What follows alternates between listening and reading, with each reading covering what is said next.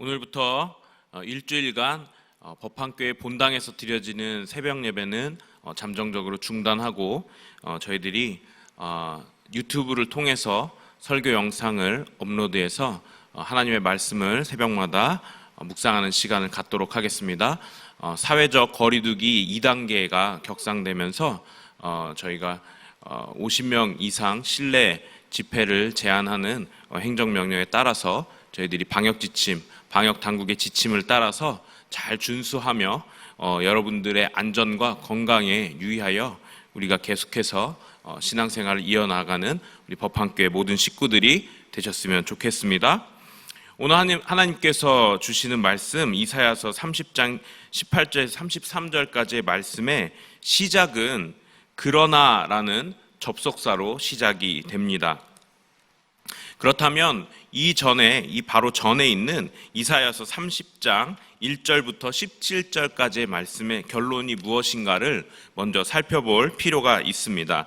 이사야서 30장 1절부터 17절까지, 특별히 16절부터 나오는 말씀을 잠시 살펴보면 하나님께서 이렇게 말씀하십니다. 주 여호와 이스라엘의 거룩하신 이가 이같이 말씀하시되 너희가 돌이켜 조용히 있어야 구원을 얻을 것이요 잠잠하고 신뢰하여야 힘을 얻을 것이거늘 너희가 원하지 아니하고 이르기를 아니라 우리가 말 타고 도망하리라 하였으므로 너희가 도망할 것이요. 중략하면 여기까지 읽도록 하겠습니다. 하나님께서 이스라엘의 거룩하신 이께서 구원을 위하여서 이스라엘 백성들에게 행동하라고 하신 그 지침을 따르지 않고 되려 그것을 원하지 않고 이스라엘 사람들이 이르기를 아니다, 우리가 말 타고 도망하리라, 하나님으로부터 도망하겠다라고 말하는 그런 정황이 바로 오늘 본문의 바로 앞전에 있는 내용입니다. 간단하게 말하면 하나님께서 구원하시기 위해서 이렇게 내게로 와라 라고 말씀하셨던 그 부분에 오히려 아닙니다, 나는 하나님께로 돌아가지 않을 것입니다, 말 타고 멀리 도망할 것이에요 라고 오히려 하나님 앞에 반대로 행하는 이스라엘의 악한 모습을 우리가 살펴볼 수가 있습니다.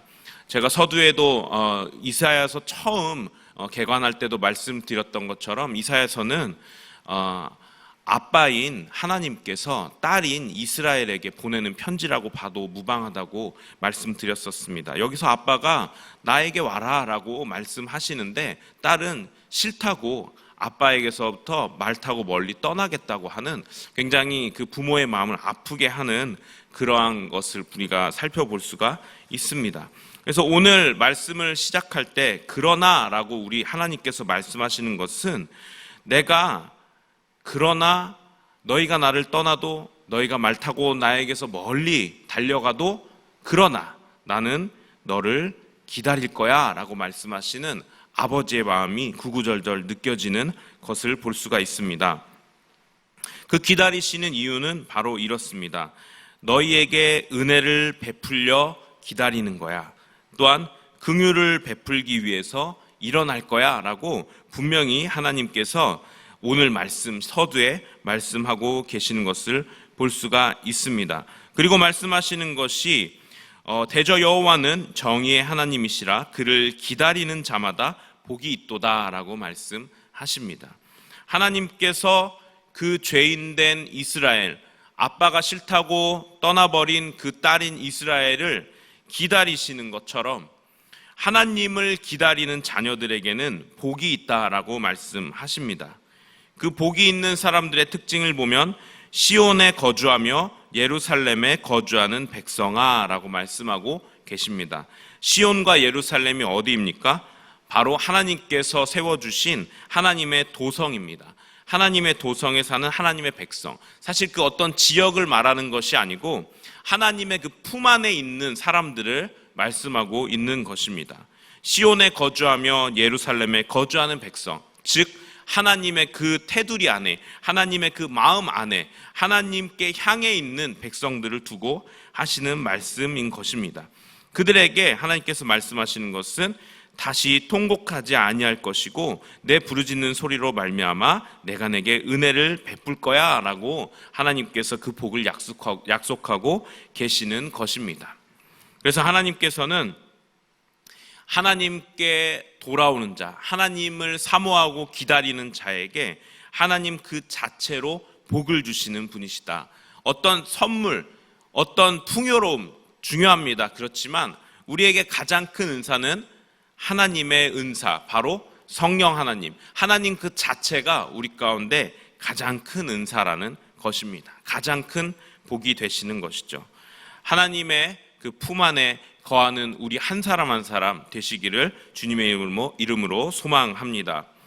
다음 20절부터 살펴보면 이러한 말씀이 있습니다. 주께서 너에게 환난의 떡과 고생의 물을 주시나 내 스승은 다시 숨기지 아니하시리니 내 눈이 내 스승을 볼 것이며 라는 말씀이 기록되어 있습니다.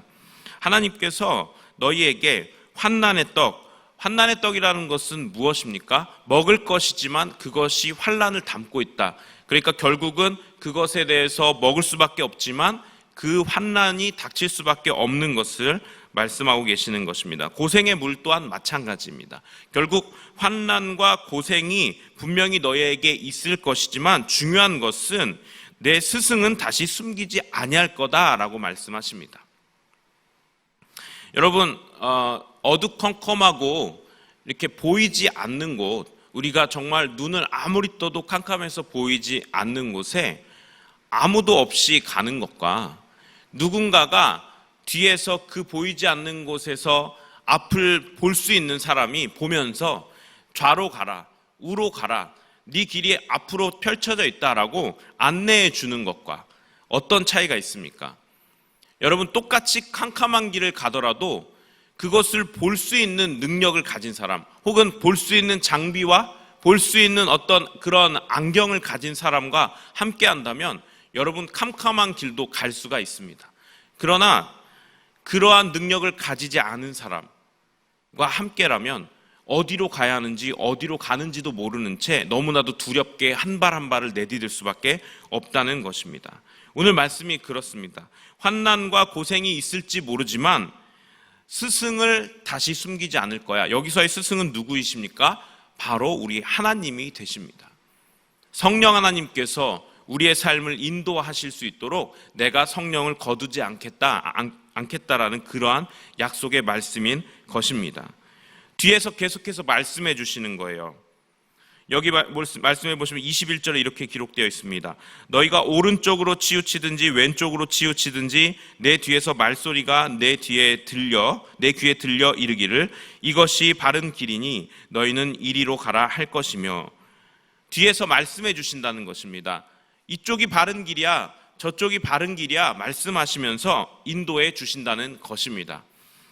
우리가 인생 가운데 너무나도 힘들고 어려운 시간 지날 때 왜 우리 가운데 이러한 일이 닥치나 라고 힘든 상황을 토로하시는 분들 계실 것입니다. 저 또한도 마찬가지입니다. 너무나도 힘들 때에는 하나님 앞에 하나님 언제까지인가요? 라고 하나님 앞에 그렇게 푸념할 때도 있습니다. 그런데 그때마다 우리 성령 하나님, 우리 안에 거주하시는 내주하시는 성령 하나님께서 그때마다 그 희미한 목소리로 말씀해 주시는 하나님의 음성을 들을 수가 있는 것입니다. 그것이 바로 진리인 것이죠. 하나님의 말씀은 진리입니다. 성경이 또한 진리이고 성경을 근거해서 우리 마음속에서 말씀하시는 성령 하나님의 말씀이 진리입니다. 말씀에 이렇게 기록되어 있습니다. 진리가 너희를 자유케 하리라 라고 분명히 기록되어 있습니다. 맞습니다. 성령님의 음성은 우리를 올바른 길로 인도해 주실 뿐더러 우리가 어디로 가는지도 모르는 채 막막한 길을 가고 있을 때라도 뒤에서 이리로 가라 저리로 가라 말씀해 주시는 길잡이가 되어 주시는 것입니다. 그래서 우리가 앞이 하나도 보이지 않는 그 길을 걸어갈 때에도 우리는 안심하고 걸어갈 수 있다는 것입니다. 그것이 바로 보이지는 않지만 우리 안에 내주하시는 성령 하나님을 믿는 그 믿음입니다. 말씀을 마치려고 합니다. 오늘 말씀 가운데에서 두 가지에 대해 우리가 살펴보았습니다. 첫 번째는 우리 하나님께서 아빠 되신 그 하나님께서 그 딸이 아빠가 싫다고 말 타고 멀리 떠나겠다고 하며 떠나더라도 아버지께서는 이렇게 하신다는 것입니다. 그러나 나는 너를 기다릴 거야. 우리 하나님 우리를 기다리시고 계십니다. 우리가 하나님 앞에 멀리 떠날지라도 혹여라도 신앙생활 열심히 하시다가 하나님을 멀리 떠나서 지금 흥청망청 하나님 모른 채 사는 사람일지라도 하나님께서는 지금도 그 한 사람 한 사람 기다리고 계시다는 것입니다. 또한 우리는 어떻습니까? 신앙생활 하다가 자주 실족하여 넘어질 때가 있습니다. 그때에도 하나님께서는 일어나기를 기다리고 계시며 아버지 품 안으로 달려와 안기기를 기다리고 계시는 우리 하나님이시라는 것을 우리가 배웠습니다. 두 번째는 무엇입니까? 하나님께서 우리 가운데 환난과 고생이 있다 할지라도 성령 하나님께서, 우리의 스승 되신 성령 하나님께서 결코 우리를 떠나시지 않는다는 것입니다.